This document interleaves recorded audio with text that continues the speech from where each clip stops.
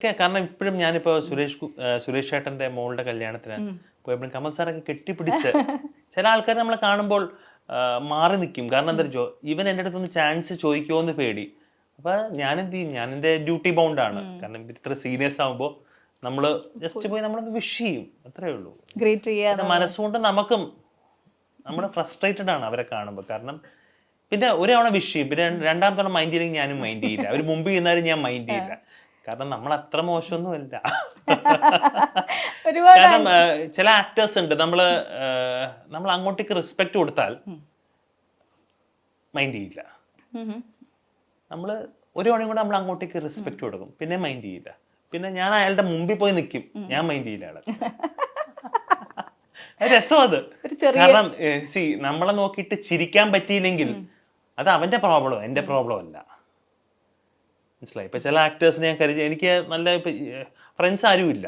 ചില ആക്ടേഴ്സ് കെട്ടിപ്പിടിച്ചിട്ട് എന്താടാ നീ എത്ര നാളായി നീ എന്നെ വിളിച്ചോ. അപ്പൊ ഞാൻ അത് കഴിഞ്ഞ് വിളിച്ചോടനെ, എടാ അടുത്ത പടത്തിന് എനിക്കൊരു വേഷം എനിക്ക് ചെയ്തു തരണം, ഒരു യങ്സ്റ്റർ ആട്ടോ. തീർച്ചയായിട്ടും, പക്ഷെ ഈ പടത്തിലൊന്നും ഇല്ലടാ, സത്യയുടെ ഒന്നുമില്ല. പിന്നെയും 6 മാസം കഴിയുമ്പോ അവനെ കാണും, നീ എന്താണ് എന്നെ വിളിക്കാത്ത? എടാ അടുത്ത പടത്തിലൊരു വേഷം എനിക്ക് ഇവിടെ ഉറപ്പായിട്ടും. പിന്നെ ഞാൻ മനസ്സിലാക്കി, ഞാൻ അയാളോട് ചോദിച്ചിട്ട് കാര്യമില്ല. അപ്പൊ ഞാൻ എന്ത് ചെയ്തു, ഞാൻ അയാളോട് ചോദിക്കും, എടാ നീ എന്താ എന്നെ വിളിക്കാത്ത? അത് രസമാ, നമ്മളെ കണ്ണിന് കണ്ണു കൊടുക്കുന്ന. കാരണം വേറൊന്നുമല്ല, അയാൾ എൻ്റെ അടുത്ത് നോർമൽ പ്ലെയിൻ ആയി കഴിഞ്ഞാൽ ഒരു കുഴപ്പമില്ല. അയാൾ എൻ്റെ അടുത്ത് ഇങ്ങോട്ടേക്ക് വന്നു, എടാ നീ എന്താണ് എത്ര നാളായടാ, നമ്മൾ ഒരുമാതിരി തേക്കുമ്പോൾ നമ്മൾ തിരിച്ച് ഹെവി ബംഗാളി തേപ്പ് കൊടുക്കും. അതാണ്. കാരണം ഇന്നത്തെ കാലത്ത് ശരിക്കും പറഞ്ഞാൽ സക്സസ് എല്ലാവരുടെ അടുത്തും വരുന്നൊരു ഫോർമുല അല്ല. നമ്മൾ ആ ഫോർമുല നേടിയെടുക്കാൻ അവരും ഒരുപാട് സ്ട്രഗിൾ ചെയ്തിട്ടുണ്ട്. നമുക്ക് അതിന്റെ ഭാഗമാകാനേ പറ്റും. ഇപ്പൊ ഇത് മനസ്സിൽ തട്ടിയാണ് ഒരുപാട് പറഞ്ഞതെന്നറിയാം. ഇതുപോലത്തെ ഇൻസിഡൻസ് ഒരുപാട് ഉണ്ടായിട്ടുണ്ട്. ബാക്ക് സ്റ്റാബിംഗ് ഒക്കെ ഈ പറഞ്ഞ പോലെ ഈ ഇൻഡസ്ട്രിയുടെ ഏറ്റവും വലിയൊരു പ്രോബ്ലം ആയിട്ട് ഒരുപാട് പേര് പറഞ്ഞിട്ടുണ്ട്. അതിന്റെ വിക്ടിം ആയിട്ടുള്ള ആൾക്കാരാണ്. അങ്ങനെ എന്തെങ്കിലും? ഞാൻ വിക്ടിം ആയിട്ടൊന്നും ആളൊന്നുമല്ല. ഞാൻ അതിനെ ബാക്ക് സ്റ്റാബ് ചെയ്ത എനിക്ക് പ്രശ്നമൊന്നുമല്ല. കാരണം ഞാൻ ശരിക്കും പറഞ്ഞാൽ ഇതിന്റെ തുടക്കമൊക്കെ ചെയ്യുമ്പോൾ ഞാൻ ഈ ബാഗൊക്കെ പാക്ക് ചെയ്തിട്ട് ഞാൻ ഇവിടുന്ന് കേരളം വിട്ട ആളാണ്. ഞാൻ കേരളം വിട്ടെത്തിയിട്ട് ആൾക്കാർ പറയില്ലേ, നമ്മൾ ഇവിടെ ഒരു സ്ഥലം വിട്ട് നമ്മൾ വേറെ സ്ഥലത്ത് പോകും. ഞാൻ വേറൊരു സ്ഥലത്ത് പോയി. ഞാൻ മനസ്സിൽ, കാരണം ഞാൻ എന്തായാലും ഞാൻ ജനിച്ച് വീണത് സിനിമയിൽ മാത്രമല്ല, എനിക്കൊരു കൈത്തൊഴിലും കൂടെ ഉണ്ടായിരുന്നു. അപ്പം അങ്ങനെ നമ്മൾ ഫ്രസ്ട്രേറ്റഡ് ആയിരിക്കുന്ന സമയത്തെ നമ്മൾ മൊത്തത്തിൽ ഈ ആൾക്കാർ നമ്മളെ ചോദിക്കും, ഏതാണ് അടുത്ത പടം ചോദിക്കും. ഇപ്പം ദുബായിൽ നിന്ന് ആൾക്കാർ വരുമ്പോൾ എപ്പോഴാണ് തിരിച്ചു പോകുന്നത്, അതായത് ആൾക്കാർ ലീവിന് ഒരു ജോലി ആയിട്ട് എപ്പോഴാണ് നീ ജോലിക്ക് പോകുന്നില്ലേ ചോദിക്കുന്നത്. അപ്പൊ നമുക്കിതൊരു ഭയങ്കര പ്രോബ്ലം ആയിട്ട് വരികയാണ് ചോദിക്കുമ്പോൾ. അപ്പൊ ഞാൻ ഇത് ആദ്യമേ പ്ലാൻ ചെയ്തിരുന്നു. ഞാൻ പതുക്കെ ഓരോ കാര്യങ്ങൾ പഠിക്കാൻ തുടങ്ങി. അപ്പൊ കുറച്ച് നാളെ ഞാൻ മാറിയിരുന്നു, ഒരു 2-3 വർഷം കംപ്ലീറ്റ് ബ്രേക്ക് എന്ന് പറയാൻ പറ്റത്തില്ല. ആ സമയത്ത് വർക്കൗട്ട് ആവുന്നില്ല. നാട് വിട്ടു എന്ന് പറയാൻ പറ്റില്ല, എല്ലാവരുടെയും സമ്മതത്തോടെ ഞാൻ ഇവിടെ നേരെ ഡൽഹിയിലോട്ട് പോയി. ഡൽഹിയിൽ ഞാൻ ശരിക്കും പറഞ്ഞാൽ എനിക്കന്ന് ഹിന്ദിയൊന്നും അറിയില്ല.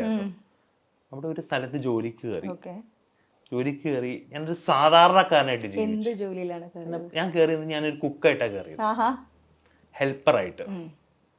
അവിടുന്ന് കാര്യങ്ങളൊക്കെ, അവിടുത്തെ ഫുഡ് പഠിക്കുകയല്ല, ഇവിടെ തൊലിക്കട്ടി എന്ന് പറഞ്ഞ സാധനം പഠിച്ചു, ജീവിക്കാൻ പഠിച്ചു.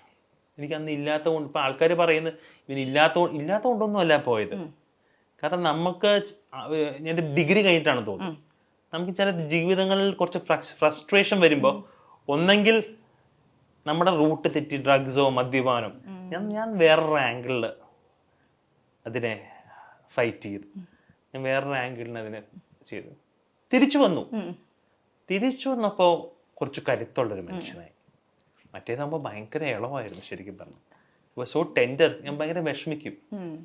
ഇപ്പം ബോധടല്ല. അപ്പൊ അവർക്ക് വേണ്ടെങ്കിൽ വേണ്ട. പക്ഷെ ഇപ്പോഴും ഞാൻ ചാൻസ് ചോദിക്കും, ഇപ്പോഴും ആൾക്കാരുടെ അടുത്തും ചോദിക്കും. ഇപ്പൊ എനിക്ക് ഏറ്റവും ഇഷ്ടം ഒരു നല്ലൊരു നടനുണ്ട്, നല്ലൊരു മനുഷ്യനാണ്, സൈജു കുറുപ്പ്. ഇത്രയും ജെന്യുവൻ ആയിട്ടുള്ള ആള്.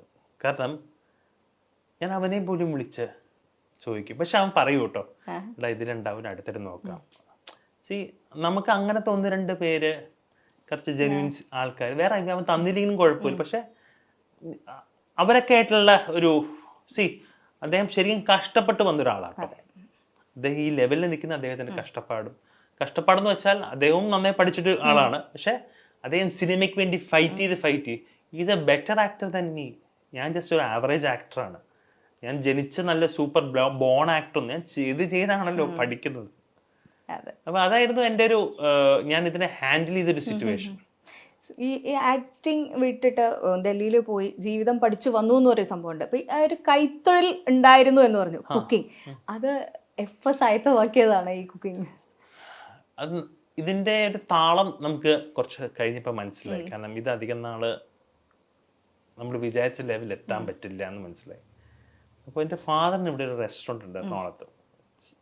അന്നത്തെ കാലത്ത് നന്നായിട്ട് പോകുന്നൊരു റെസ്റ്റോറൻ്റാണ്.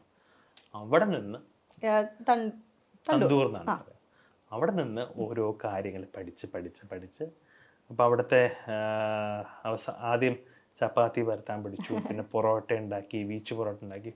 ഇപ്പൊ ദൈവം സഹായിച്ച് നാളെ ഒരു ബിരിയാണി കട ഇട്ടാലും 10 കിലോ ബിരിയാണി സ്വന്തമായിട്ട് ഉണ്ടാക്കാം, കണ്ണടച്ചുണ്ടാക്കാം. അപ്പൊ നമുക്കൊരു സ്റ്റാൻഡ് ബൈ വേണം.